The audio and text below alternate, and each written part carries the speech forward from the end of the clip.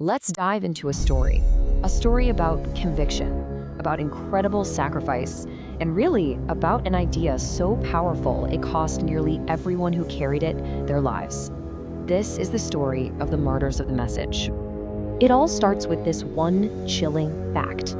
You have to understand, this wasn't just a series of random, unfortunate events. No, this was a targeted campaign, a deliberate, methodical effort to stamp out a new movement by taking out its leaders. And we need to be crystal clear about why. They weren't being hunted down for theft or for treason or any kind of normal crime. They were being hunted for one thing and one thing only, the message they wouldn't stop spreading. So where does a story like this even begin? Well, in this case, the story of sacrifice starts with a single man. His death, that was the moment a belief became a movement, sealed in blood. James, the very first of the apostles to be martyred. It was quick, it was brutal, and it was official. A sword fell, and that was it.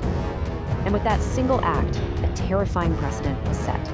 The price for this message was now understood to be, well, everything.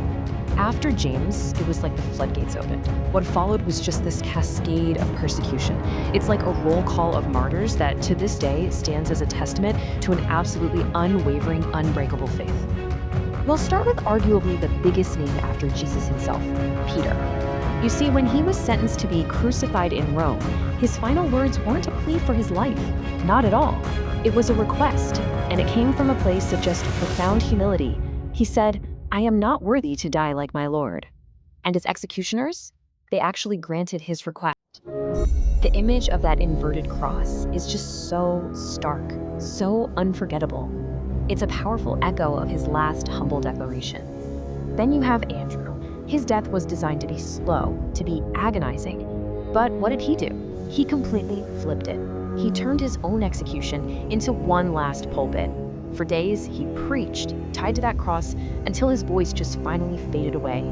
He died, yes, but his spirit? Defiant to the very end. Unbroken. And what about Thomas? The one we always called Doubting Thomas? Well, he traveled all the way to India spreading this message, and that's where he met his end. A spear was the weapon, but the irony is, the doubt that had once defined him was long gone. It was replaced by a faith so strong he was willing to die for it.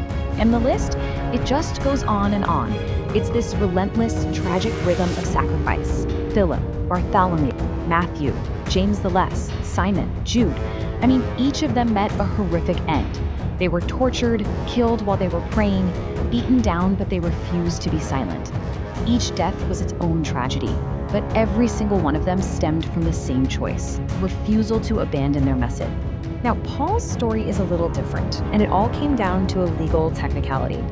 Because he was a Roman citizen, he was actually protected from what was seen as the dishonor of crucifixion. So his sentence was beheading instead. It's this grim little exception that just reinforces the brutal rule that applied to everyone else. Okay, so after all of that, you'd probably assume no one was left. How could they be?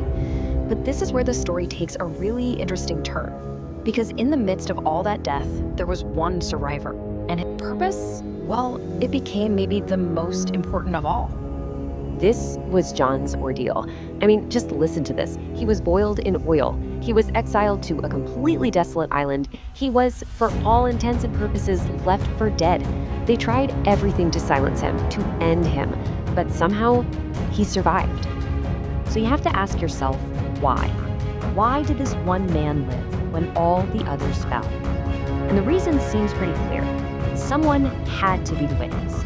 Someone had to live to tell the story, to make sure the sacrifices of all the others were never, ever forgotten. So, what's the point? What was the ultimate legacy of all this pain, this suffering, this death? Well, the authorities, the powers that be, they actually succeeded in their initial goal, no question. One by one, they hunted down and they killed the messengers. But here's the profound, unbelievable irony. They could destroy the bodies, they could silence the voices, but they could not kill the idea. The message itself proved to be more resilient than the men who carried it. It endured, it spread, it outlived them all. And that really leaves us with one final, huge question to think about. What is it? What makes an idea that powerful? What gives a message that kind of life? where it can not only survive, but actually thrive after its most passionate advocates are gone. That's really something to chew on.